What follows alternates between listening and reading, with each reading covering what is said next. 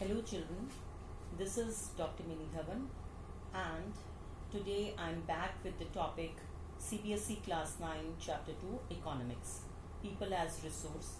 Today we will discuss the quality of population.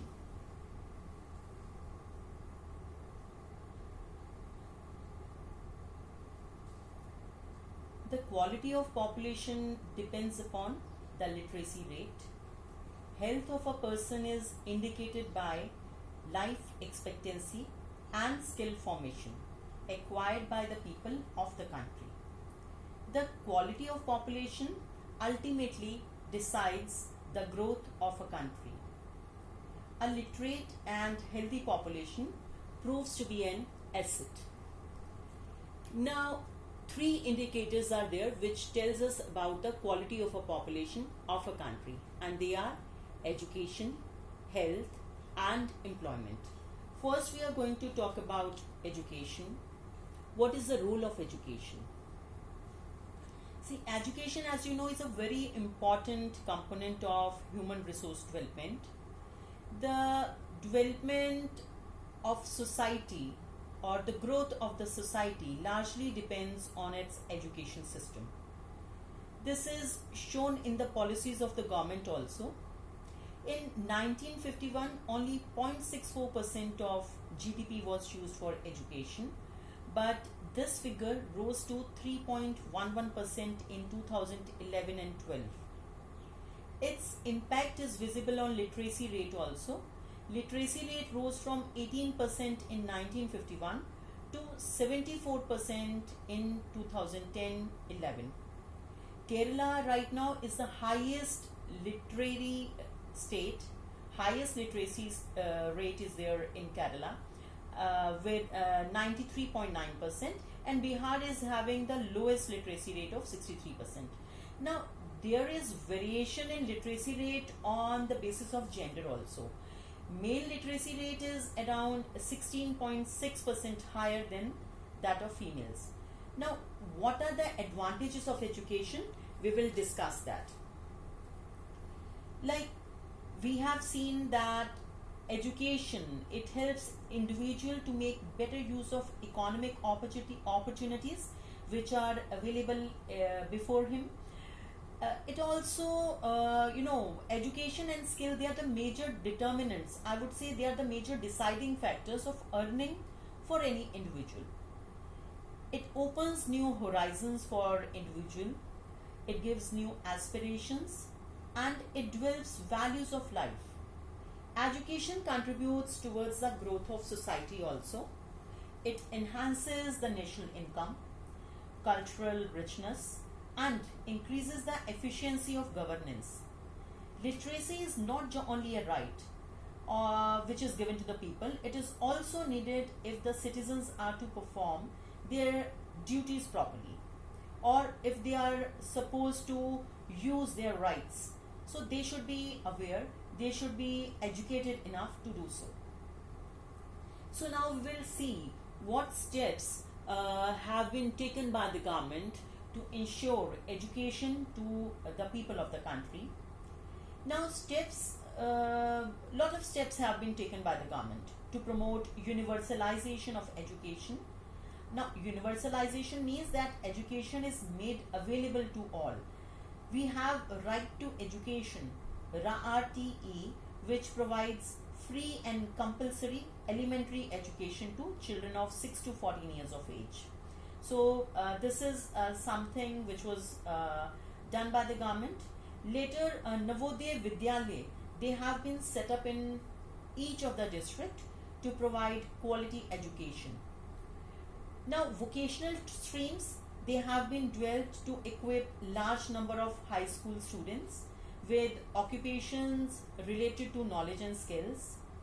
Another thing which government did was Sarva Shiksha Abhiyan, that was launched with the aim of providing elementary education to all the children in the age group of 6 to 14 years. There were a lot of bridge courses and back to school campaigns were also launched to increase the enrollment in the elementary education. Another step which government has taken was introduction of midday meal scheme, and it has been implemented to encourage attendance and retention of children. It also aims at improving nutritional status of children.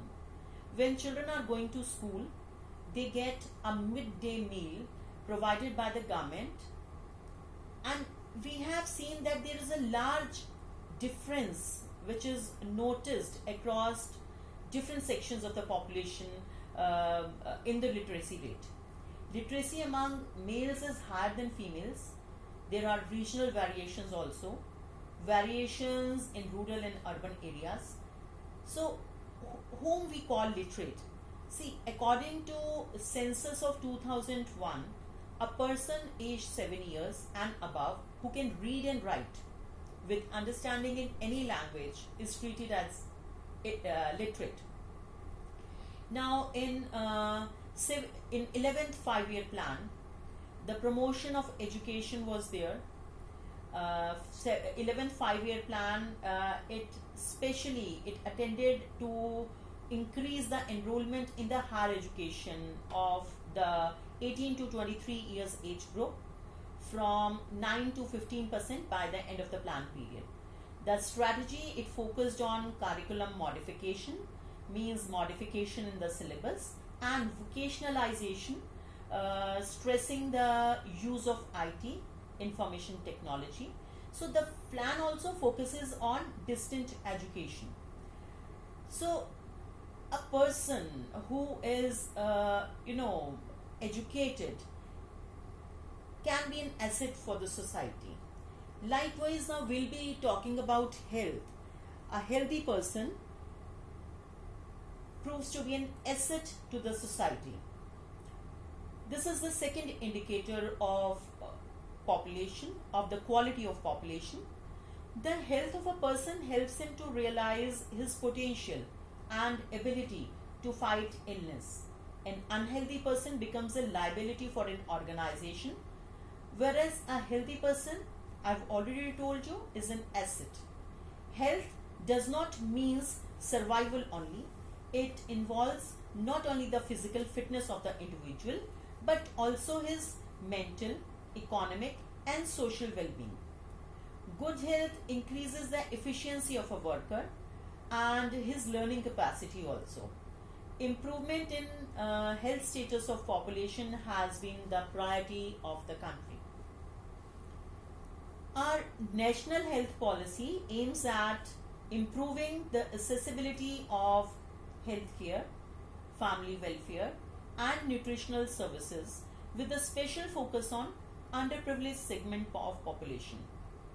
India has built up a vast health infrastructure and manpower required at primary, secondary, and tertiary care in the government as well as in the private sector. The success of these measures can be reflected in certain terms, but these terms now are to be explained first. First is IMR, second is birth rate, and the third one is death rate. IMR is measured by number of death of children under 1 year of age per 1,000 live birth. Birth rate, number of babies born per 1,000 during a particular time period.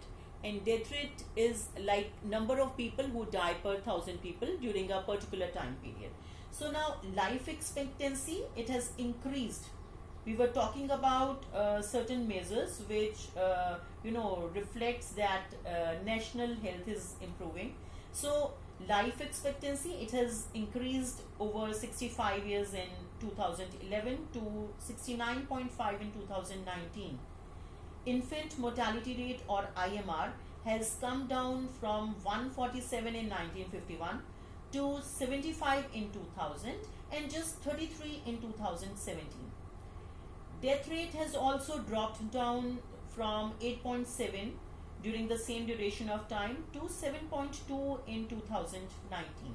So all these facts, they are the indicator of better health conditions in the country. We have seen that number of colleges which were there in 1950-51, they have increased. Like there were just 750 colleges at one point of time in 1950-51. Now the figure has rose to 31,324 in 2011 and 12. Likewise, the number of hospitals which were there in like 1951, dispensaries and hospitals, they were just 9,209, and at the end of 2010 they were around 28,472. So the health services and educational services, they have been the priority of the government, and government is trying to improve the quality of the population. So today we have learnt about two indicators which tells the quality of population. We will meet again. Keep learning, keep progressing. Till then, goodbye.